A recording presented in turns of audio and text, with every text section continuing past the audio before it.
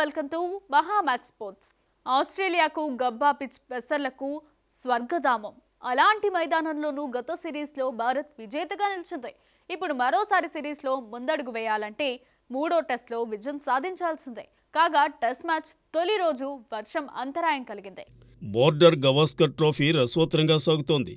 తొలి టెస్టులో భారత్ 295 పరుగుల తేడాతో ఆసీస్ను చిత్తు చేసింది. ఇక పింక్ బాల్ టెస్టులో టీమిండియా ఓటమిని చవిచూసింది. 5 టెస్టుల సిరీస్లో 1-1తో సమంగా నిలిచాయి. మూడో టెస్టుకు బ్రిస్బేన్లోని గబ్బా మైదానం వేదిక.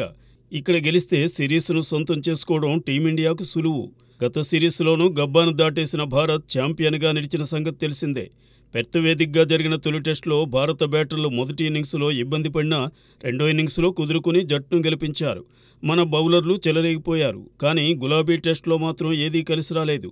బ్యాటర్లు పరుగులు చేసేందుకు ఇబ్బంది పడ్డారు. పింక్ బాల్ స్పెషలిస్టుల్లో ఒకరైన ఆసీస్ బౌలర్ జోష్ హ్యాజిల్వుడ్ లేకపోయినా బౌలాండ్ రూపంలో ఇబ్బందులు తప్పలేదు. ఇప్పుడు గబ్బా టెస్టుకు మాత్రం హ్యాజిల్వుడ్ను తీసుకొచ్చారు. అతడితో పాటు మిచెల్ స్టార్క్, పాట్ కమిన్స్తో కూడిన పేస్ విభాగాన్ని ఎదుర్కోవడం భారత్ ముందున్న అతిపెద్ద సవాల్. ఈ ముగ్గురికి గబ్బాలో మంచి రికార్డే ఉంది. తొలి 2 టెస్టుల్లో పెద్దగా ప్రభావం చూపిన నాథన్ లయన్ను భారత ఆటగాళ్లు తక్కువగా అంచనా వేయకూడదు. ఈ పిచ్పై 13 టెస్టులాడిన లయన్ 51 వికెట్లు పడగొట్టాడు. ఇక స్టార్క్ 11 మ్యాచుల్లో 47 వికెట్లు, పాట్ కమిన్స్ 7 టెస్టుల్లో 40 వికెట్లు, జోష్ హ్యాజిల్వుడ్ 8 మ్యాచుల్లో 37 వికెట్లతో అద్భుత ప్రదర్శన చేశారు. వీరిని అడ్డుకుంటేనే భారత్ విజయం సాధ్యం కానుంది. కాగా గబ్బా టెస్టులో టాస్ గెలిచిన భారత్ బ్యాటింగ్ ఎంచుకుంది. వర్షం కారణంగా తొలి రోజు ఆటకు తీవ్ర అంతరాయం కలిగింది. ఆసీస్ బ్యాటర్లు మార్నస్ లబుషేన్, స్టీవ్ స్మిత్కు అచ్చొచ్చిన మైదానం గబ్బా. ఇక్కడ స్మిత్ 10 టెస్టుల్లో 821 పరుగులు చేశాడు. ఇందులో 3 సెంచరీలు ఉన్నాయి. ఇక లబుషేన్ కూడా 6 మ్యాచుల్లో 497 రన్స్ చేశాడు. 2 సెంచరీలు ఉన్నాయి. గత సిరీస్లో భారత్పైనే సెంచరీ కూడా చేయడం గమనార్హం.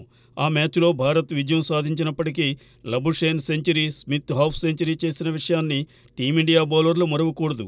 గులాబీ టెస్టులో శతకంతో భారత్పై ఆసీస్ విజయం సాధించడంలో కీలక పాత్ర పోషించిన ట్రావిస్ హెడ్కు మంచి గణాంకాలే ఉన్నాయి. 5 టెస్టుల్లో 352 పరుగులు చేశాడు. గబ్బాలో భారత బౌలర్లు వారిని కట్టడి చేయకపోతే మన బ్యాటర్లపై మరింత భారం తప్పదు. అయితే సిరాజ్ ఇక్కడ 5 వికెట్ల ప్రదర్శన చేసి భారత్ విజయం సాధించడంలోనూ కీలక పాత్ర పోషించాడు. బుమ్రాకు తోడుగా మరోసారి సిరాజ్ అలాంటి ప్రదర్శన పునరావృతం చేస్తే టీమిండియాకు తిరుగుండదు. భారత్ మాత్రం ఓపెనర్లతో పాటు మిడిల్ ఆర్డర్లో రిషబ్ పంత్, నితీష్ పైనే ఎక్కువగా ఆధారపడి ఉంది. తొలి టెస్టులో సెంచరీ చేసిన విరాట్ నిలకడలేని ఆటతో ఇబ్బంది పడుతున్నాడు. ఇక రోహిత్ శర్మ బ్యాటింగ్ ఫామ్ ప్రశ్నార్థకంగా మారింది.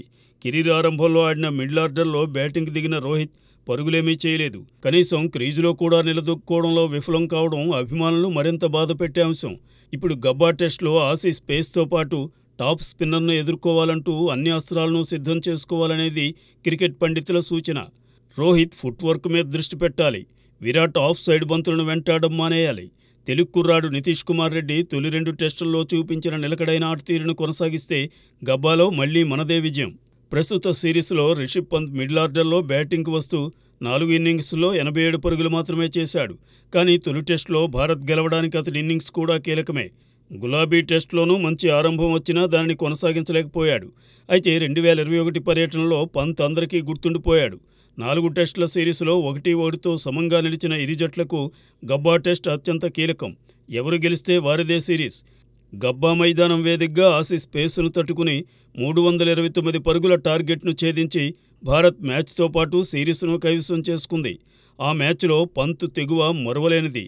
శుభ్మన్ గిల్ 91 పరుగులు, చటేశ్వర పూజారా 56 పరుగులు, మారథాన్ ఇన్నింగ్స్తో భారత్ అద్భుత విజయం సాధించింది. ఒక్కొక్క దశలో గెలుస్తామనే నమ్మకమే లేదు. కానీ క్రీజులో కుదురుకోవడంతో పాటుగా దూకుడుగా ఆడడంలో నేర్పరైన రిషబ్ పంత్ 138 బంతుల్లో 89 పరుగులతో చివరి వరకు క్రీజులో ఉండి జట్టును గెలిపించాడు. మళ్లీ మరోసారి ఇదే తెగువ చాటితే గబ్బా మన సొంతమవుతుంది. పాకిస్తాన్ క్రికెట్లో కోచ్ల వ్యవహారం హాట్ టాపిక్ గా మారింది. ఇటీవలే కోచింగ్ బాధ్యతల నుంచి గార్గిల్స్టన్ వైదొలగగా పదవి కాలం 2026 వరకు ఉన్న జసన్ గిలెస్కీ కూడా కోచ్ పదవికి గుడ్ బై చెప్పేశాడు. గిల్స్టన్ వెళ్లిపోయిన తర్వాత ప్రధాన కోచ్గా గిల్స్టనే పాక్ క్రికెట్ బోర్డు నియమించిన అతను కూడా బోర్డుతో విభేదాలతో వెళ్లినట్లు తెలుస్తోంది. మొన్న గ్యారీ కిర్స్టన్, ఇప్పుడు జాసన్ గిలెస్పీ. పాకిస్తాన్ క్రికెట్లో కోచ్ స్థానానికి కుర్చీలాట కొనసాగుతోంది. తాజాగా మరో కోచ్ ఆ బాధ్యతల నుంచి వైదొలిగాడు. కోచింగ్ బృందం నుంచి టిమ్ నీల్సన్ను తప్పించడంపై గిలెస్పీ అసహనం వ్యక్తం చేశాడని పాక్ బోర్డు తీరుతో ఇలాంటి నిర్ణయం తీసుకున్నట్లు తెలుస్తోంది. జట్టు ఎంపికలో గిలెస్పీ కలుగు చేసుకోవడం వల్లే పీసీబీ అతన్ని తప్పించిందనే వాదన ఉంది. గిలెస్పీ తప్పుకోవడంతో దక్షిణాఫ్రికాతో డిసెంబర్ 26 నుంచి టెస్ట్ సిరీస్ ప్రారంభం కానున్న నేపథ్యంలో అకిబ్ జావేద్కు తాత్కాలికంగా కోచింగ్ బాధ్యతలు అప్పగించింది. గతంలో పరిమిత ఓవర్ల క్రికెట్ కోచ్గా గ్యారీ కిర్స్టన్ 2 ఏళ్ల కాంట్రాక్టుపై వచ్చాడు. కానీ 2024 టీ20 ప్రపంచ కప్లో పాక్ ప్రదర్శన దారుణంగా ఉండడంతో కిర్స్టన్పై పీసీబీ అసంతృప్తి వ్యక్తం చేసింది. బోర్డులోని పలువురితో విభేదాల కారణంగా కిర్స్టన్ తన పదవికి రాజీనామా చేశాడు. ఆ తర్వాత గిలెస్పీకి పరిమిత ఓవర్ల క్రికెట్ కోచింగ్ బాధ్యతను అప్పగించింది. అప్పుడే అకీబ్ జావేద్ను తీసుకురావాలని బోర్డులో కొందరు ప్రయత్నించినట్లు ఆరోపణలు వచ్చాయి. ఇప్పుడు గిలెస్పీ స్థానంలో అకీబ్కే బాధ్యతలు అప్పగించడం గమనార్హం. పాకిస్తాన్ మాజీ క్రికెటర్ బాబర్ అజాంపై లైంగిక ఆరోపణలు రాగా అతడిపై కేసు కూడా నమోదైంది. అయితే ఈ విచారణను లాహోర్ హైకోర్టు వాయిదా వేసింది. డిసెంబర్ 16 వరకు ఎలాంటి విచారణ చేపట్టమని పేర్కొంది. బాబర్తో రిలేషన్లో ఉన్నానని, వివాహం చేసుకుంటానని ప్రామిస్ చేసి తనపై లైంగిక వేధింపులకు పాల్పడినట్లు ఓ మహిళ హైకోర్టులో పిటిషన్ దాఖలు చేశారు. ఈ క్రమంలో బాబర్ అజాద్ సీనియర్ లాయర్ కోర్టుకు హాజరు కాలేదు. జూనియర్ లాయర్ విజ్ఞప్తి మేరకు హైకోర్టు వాయిదా వేసింది. ప్రస్తుతం బాబర్ అజాం టీ20 సిరీస్ కోసం దక్షిణాఫ్రికాలో ఉన్నాడు. వచ్చే ప్రపంచ చెస్ ఛాంపియన్షిప్లో పాల్గొనడంపై సందేహాలకు చెక్ పెట్టాడు దిగ్గజ ఆటగాడు మాగ్నస్ కార్ల్సన్. గుకేష్తో తలపడాలనే ఆసక్తి లేదంటూ, మళ్ళీ ఈ సర్కస్లో భాగ్యం కావాలని అనుకోవడం లేదంటూ కుండబద్దలు కొట్టేశాడు. మాగ్నస్ కార్ల్సన్ వరుసగా 5 ఏళ్ల పాటు ప్రపంచ చెస్ ఛాంపియన్షిప్ విజేతగా నిలిచాడు. కానీ గతేడాది మాత్రం క్యాండిడేట్స్ టోర్నీ నుంచి వైదొలిగాడు. అంతేకాదు ఈ ఏడాది కూడా బరిలోకి దిగేదే లేదని స్పష్టం చేశాడు. ప్రపంచ చెస్ ఛాంపియన్షిప్లో మాగ్నస్ కార్ల్సన్ కనిపించకపోవచ్చు. గతేడాది క్యాండిడేట్స్ చెస్ టోర్నీ నుంచి తప్పుకున్నాడు.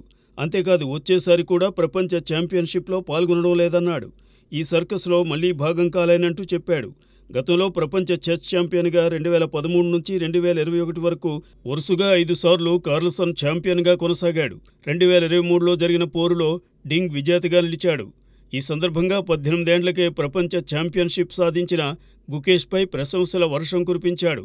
వచ్చే ప్రపంచ చెస్ ఛాంపియన్షిప్లో పాల్గొనడంపై అందరూ అడుగుతున్నారు.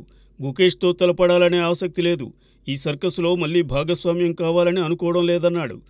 గుకేష్తో పాటు డిగ్ లిరెన్ కూడా విజయం కోసం చివరి వరకు పోరాడిన తీరు అభినందనీయమన్నాడు. దీంతో అతడి స్థాయి మరింత పెరిగిందంటూ కార్ల్సన్ అభిప్రాయం తెలిపాడు.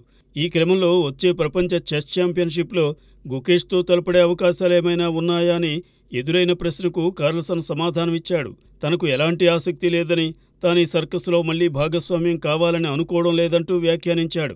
సచిన్ నాకెప్పుడు అండగా ఉన్నాడు. క్రికెట్లోనూ నాకెంతో మద్దతిచ్చాడు. 2 సార్లు శస్త్రచికిత్సలకు డబ్బు కూడా చెల్లించిన సచిన్ ఏమీ చేయలేదని అనుకున్నానని వివరించారు.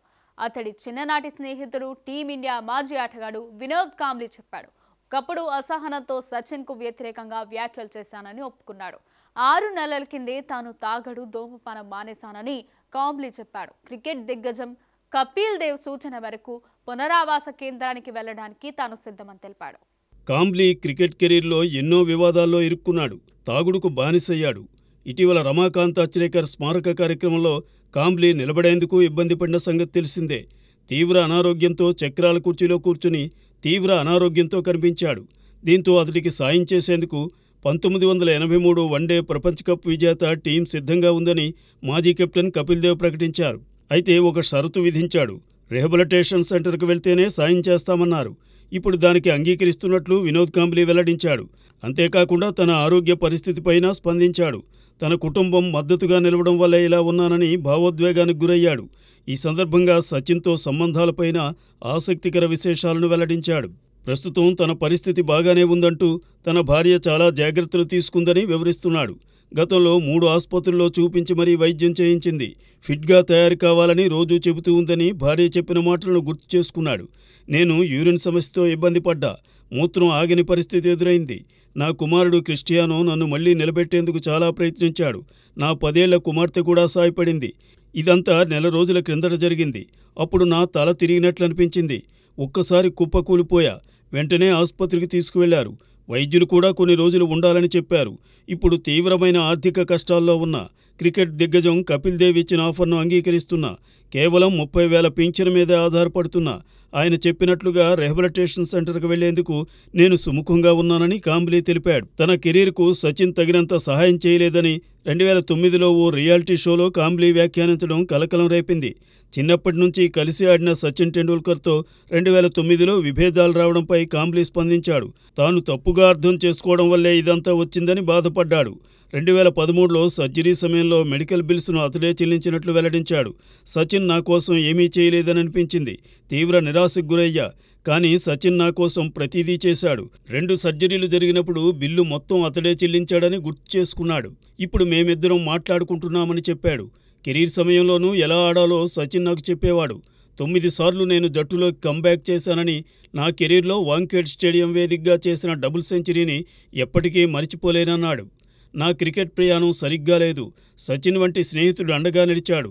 ఇక నా కుటుంబం మద్దతు చెప్పలేనిదని కాంబ్లీ సంతోషం వ్యక్తం చేశాడు. ఇవి వాల్టి మహామాక్స్ స్పోర్ట్స్ అప్డేట్స్. మరిన్ని అప్డేట్స్తో మళ్ళీ కలుద్దాం.